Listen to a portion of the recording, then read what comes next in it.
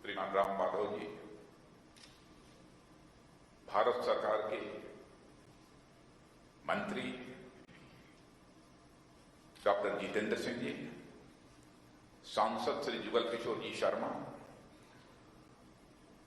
सांसद राज्यसभा श्री शमशेर सिंह जी मन्हास, पूर्व उप मुख्यमंत्री डॉक्टर निर्मल सिंह जी, पूर्व उप मुख्यमंत्री श्री कविंद्र जी गुप्ता, भारतीय जनता पार्टी के पूर्व अध्यक्ष श्री सत शर्मा जी, पूर्व अध्यक्ष श्रीमान अशोक खजूरिया जी और इस मंच का संचालन कर रहे श्री सुनील जी शर्मा और हमारे जम्मू के सभी सम्मानित बहनों एवं भाइयों, कुछ भी कहने के पहले एक बार मैं जम्मू के समस्त अपने बहनों भाइयों का शीश झुकाकर हार्दिक अभिनंदन करता हूं, मैं उनका स्वागत करता हूं। मित्रों, आज यह जम्मू की वर्चुअल रैली का आयोजन हुआ है और आप सभी इस बात को अच्छी तरह जानते हैं। कोरोना का संकट आने के बाद यह वर्चुअल रैली का सिलसिला भारतीय जनता पार्टी ने देश के कार्यकर्ताओं से और देश की जनता के साथ संवाद करने के लिए यह प्रारंभ किया है। मुझे लगता है कि अब भारत की राजनीति डिजिटल दुनिया की ओर प्रस्थान कर चुकी है। पहले हम लोग सीधे सार्वजनिक सभाओं में संवाद करते थे, आंख से आंख मिलती थी, फेशियल एक्सप्रेशन भी पढ़ने का अवसर प्राप्त होता था, लेकिन यह वर्चुअल रैली में संभव नहीं है।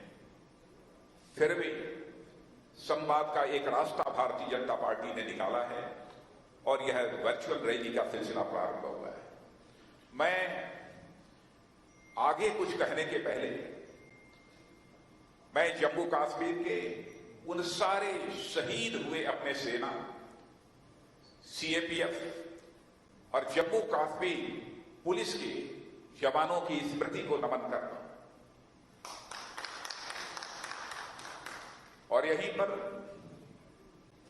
कश्मीर में सरपंच अजय पंडिता जिस तरीके से कायराना हमला करके हत्या की गई है, निर्मम हत्या की गई है, बहनों भाइयों में उन अजय पंडिता की स्मृति को भी मैं नमन करता हूं।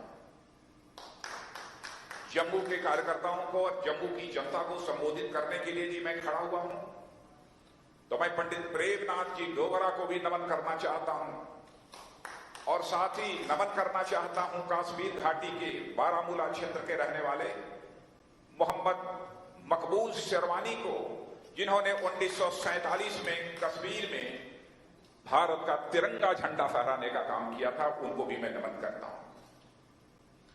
मित्रों, आप सभी जानते हैं कि हमारे भारत के यशस्वी प्रधानमंत्री श्रीमान नरेंद्र भाई मोदी के नेतृत्व में हमारी सरकार ने अपने 6 वर्षों का कार्यकाल पूरा किया है। जैसा आपके प्रदेश अध्यक्ष रविंद्र रैना जी ने भी बताया, यह मोदी जी के कार्यकाल का यह पहला वर्ष है, दूसरे कार्यकाल का यह पहला वर्ष है। तो पार्टी ने यह तय किया और हमारे पार्टी की यह परंपरा भी है, जब हम सरकार में होते हैं तो 1 साल पूरा हो जाने के बाद अपनी प्रोग्रेस रिपोर्ट, अपनी प्रगति की रिपोर्ट लेकर, अपना लेखा जोखा लेकर हम जनता के बीच सीधे जाते रहे, लेकिन सीधे नहीं जा पा रहे हैं। तब वर्चुअल रैली के माध्यम से अपना रिपोर्ट कार्ड हम जनता के सामने प्रस्तुत कर रहे हैं। दूसरे कार्यकाल के पहले वर्ष का मैं 5 वर्षों के कार्यकाल की जो उपलब्धियां हैं बहुत ही संक्षेप में आगे उनकी मैं चर्चा करूंगा, लेकिन दूसरे कार्यकाल का पहला वर्ष का जहां तक प्रश्न है, बहनों भाइयों, इस सच्चाई को कोई नकार नहीं सकता है कि हमारी सरकार ने मोदी जी के नेतृत्व में कई उल्लेखनीय कार्य किए हैं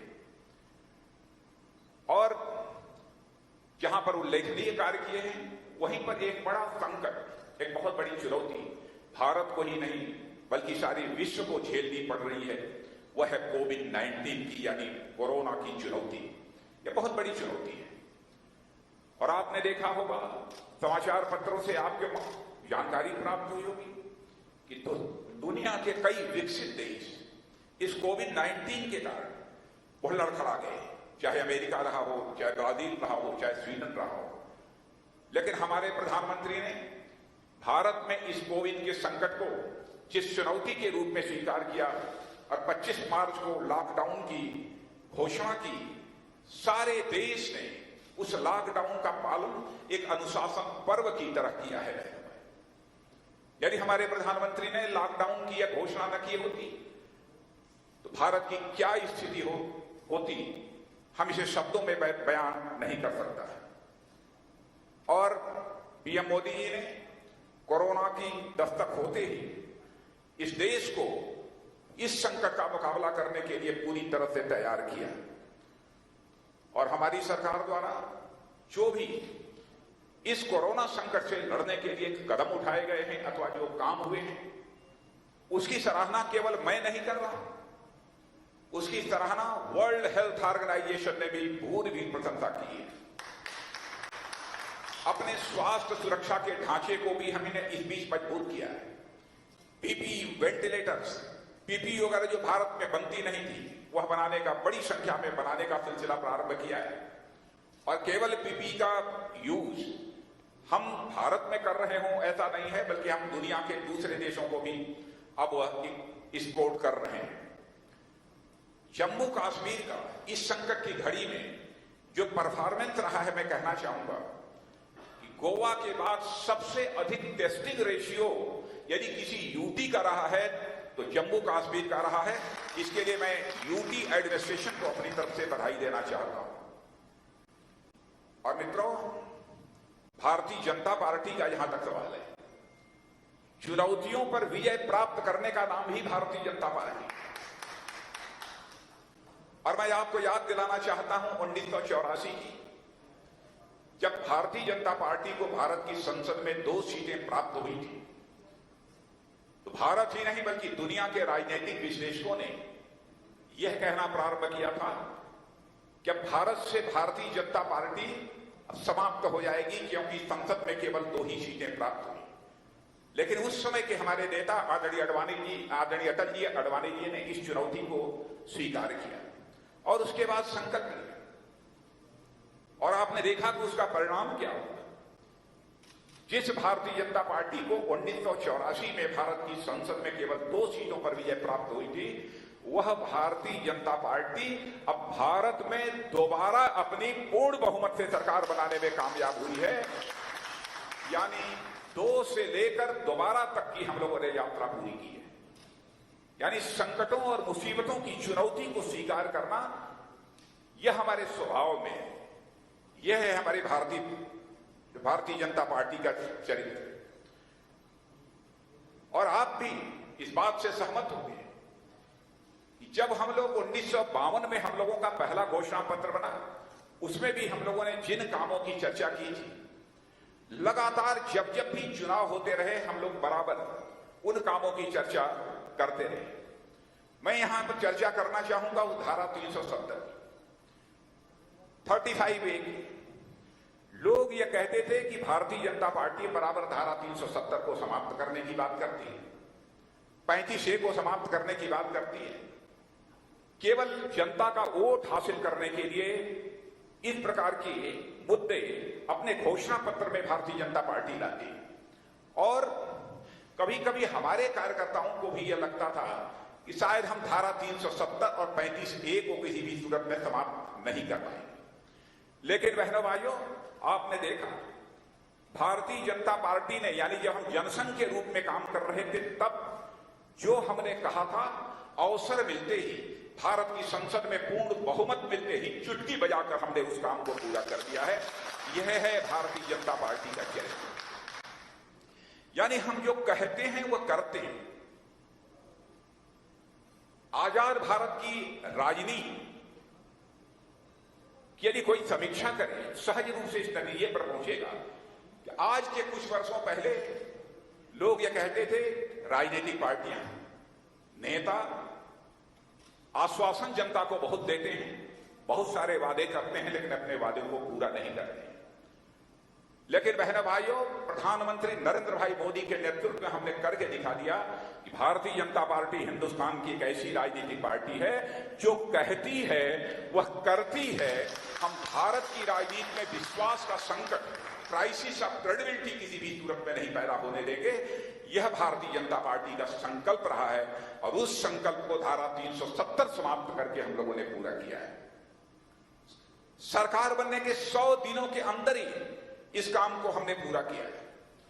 किसी ने कहा है कि मोदी, दर्द की रात गई, गम का खजाना भी गया, मोदी तेरे हिम्मत से यह दाग पुराना भी गया। बहुत पुराना दाग था धारा 370 का मित्रों, वह समाप्त हो गया। पहले जब कभी भी, मेरे दोस्तों आपको याद होगा, अंतरराष्ट्रीय मंचों पर जब जम्मू कश्मीर का सवाल खड़ा होता था, धारा 370 का सवाल खड़ा होता था, ज्यादातर देश पाकिस्तान के साथ खड़े होते थे, भारत के साथ ज्यादातर देश खड़े नहीं होते थे। ऐसे बिरले कुछ ऐसे देश होते थे और विशेष रूप से रूस जो कि भारत के साथ खड़ा होता था। लेकिन अंतरराष्ट्रीय जगत में हमारे प्रधानमंत्री ने भारत की प्रतिष्ठा इतनी बढ़ाई है कि इस बार आज दुनिया के देशों में अन्य देशों का समर्थन तो प्राप्त हो ही रहा है, अब मुस्लिम देशों का भी बड़ी संख्या में हमको इस मुद्दे पर समर्थन प्राप्त हुआ है। यह हम लोगों के लिए बहुत ही एक हर्ष का विषय है। हम कुछ देशों को छोड़ दें, मलेशिया हुआ, टर्की हुआ, इन देशों को छोड़ दें तो मैं कह सकता हूं कि दुनिया के मुस्लिम देशों का भी हमको समर्थन प्राप्त हुआ है।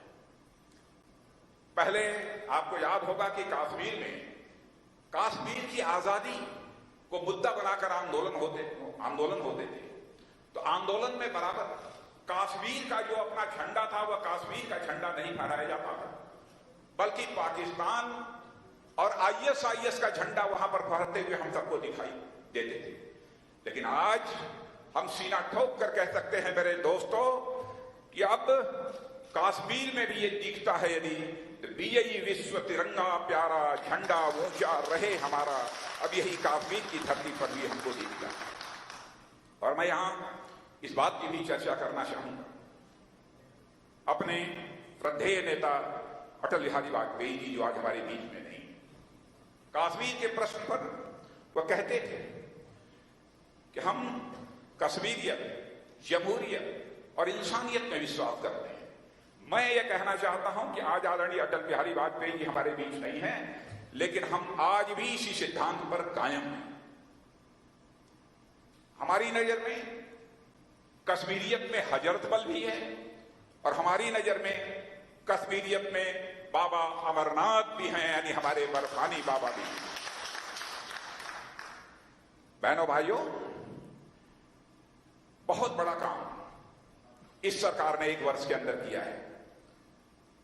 अब तो आपको बतलाने की जरूरत नहीं, जम्मू के लोग इस हकीकत को जानते हैं कि अब भारत सरकार के जितने भी कानून होंगे अब जम्मू और कश्मीर में भी प्रभावी तरीके से लागू होंगे। सफाई कर्मियों को, वाल्मीकि समाज को किस प्रकार की जलालत की जिंदगी जीने को मजबूर होना पड़ रहा था, यह आपको मैं बताने की जरूरत नहीं है। यहां मैं चर्चा करना चाहूंगा जम्मू और लद्दाख की। जम्मू और लद्दाख के लोगों को ऐसा लगता था कि बहुत सारी इसके पहले की भी सरकारें कश्मीर को ज्यादा महत्व देती हैं, जम्मू और लद्दाख इन दोनों की उपेक्षा करती है। लेकिन बहनों भाइयों, अब मौसम बदल चुका है। मैं कहना चाहूंगा अब मौसम बदल चुका है और हमारे चैनल्स भी आपने देखा होगा, मुजफ्फराबाद और गिलगित का तापमान, टेम्परेचर जिसे हम कहते हैं दर्जाए हरारत बता रहे हैं, अब टेम्परेचर बता रहे हैं मुजफ्फराबाद की और गिलगित की। इस तरीके से माहौल इस समय बदला हुआ है और मैं जानता हूं कि यह टेम्परेचर बदलाने के कारण, यह दर्जाए हरारत बदलने के कारण अब इस्लामाबाद में भी कुछ हरारत महसूस होने लगी है और इसलिए वे कुछ ज्यादा शरारत करने पर भी आमादा हैं। लेकिन आप देख रहे होंगे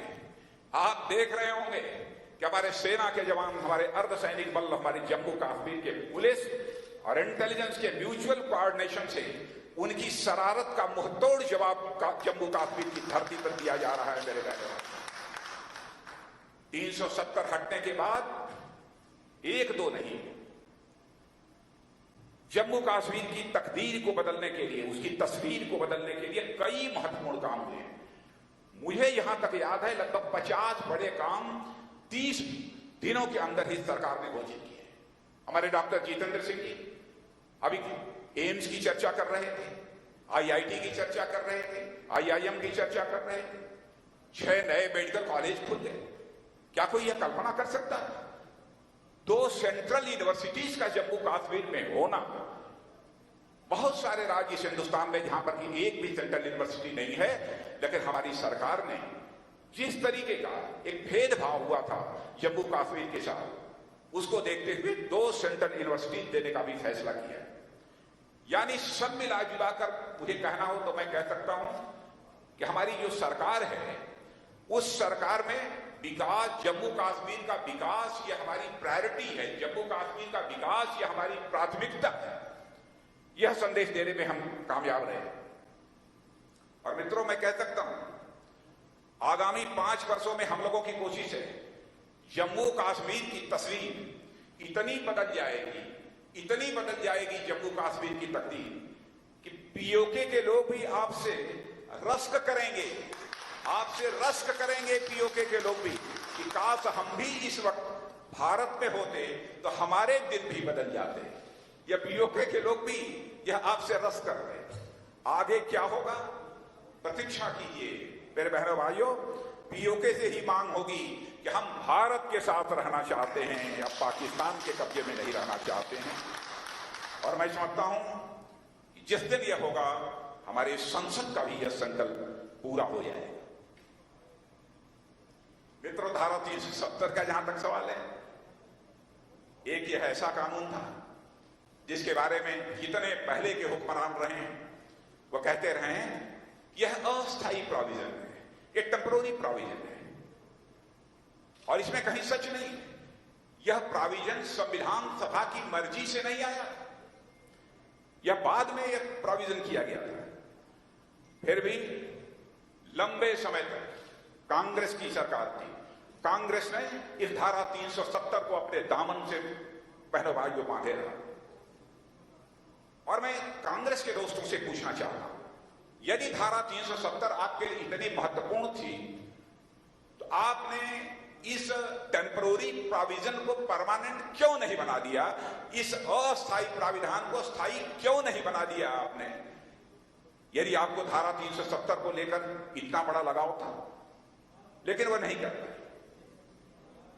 2014 से लेकर 2019 तक मित्रों मैं कह सकता हूं, उठाकर देख लीजिए, 2 लाख करोड़ रुपए से अधिक हमारी सरकार ने जम्मू कश्मीर के विकास के लिए धन का आवंटन किया है। उसके पहले भी बराबर जम्मू कश्मीर लद्दाख के विकास के लिए सरकार के द्वारा धन आवंटित होते रहे हैं। और मैं कह सकता हूं भारत के अधिकांश राज्यों की अपेक्षा वहां पर अधिक धन दिया जाता रहा, लेकिन कौन इस सच्चाई को नकार सकता है? भ्रष्टाचार का जम्मू कश्मीर में बोलबाला था। जो भी पैसा भेजा जाता था कहां चला जाता था यह आपको बतलाने की जरूरत नहीं है। और इस कारण बहुत सारे ऐसे नेता भी थे, अलगाववादी थे, देश विरोधी ताकतें थी।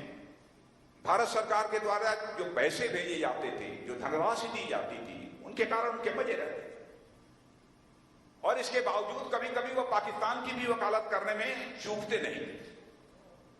और मैं विश्वास के साथ कह सकता हूं कि अब इस प्रोविजन के हट जाने के बाद अब उन लोगों की कमर पूरी तरह से टूट चुकी है।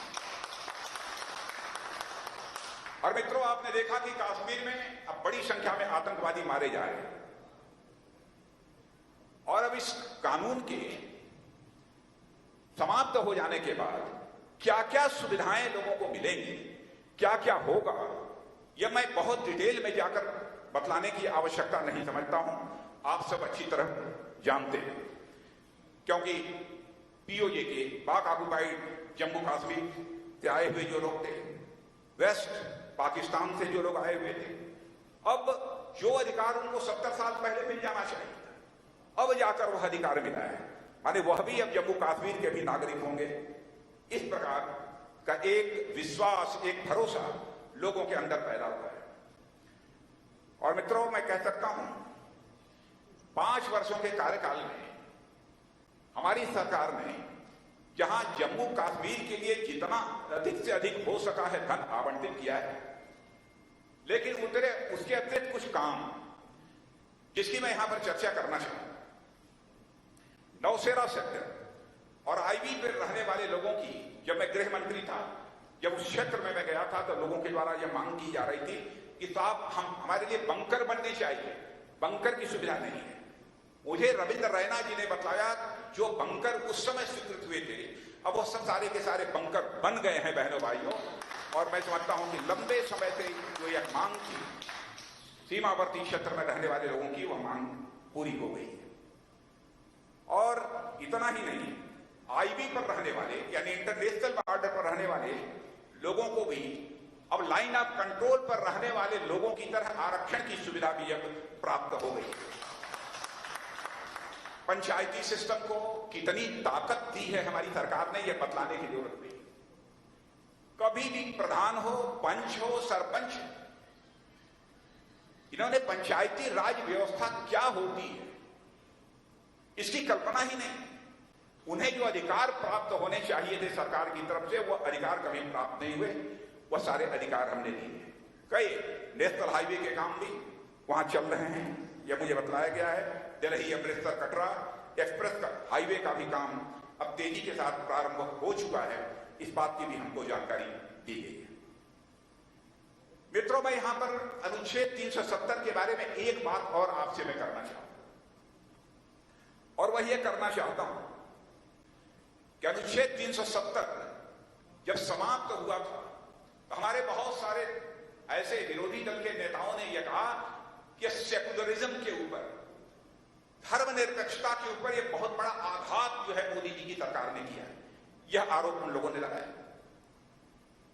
लेकिन मैं उनसे पूछना चाहता हूं, इमरजेंसी के दौरान 1976 में जिस समय 42वां संविधान संशोधन लागू हुआ था, तो भारत के संविधान में के प्रियम्बल में सेकुलर शब्द जोड़ा गया था।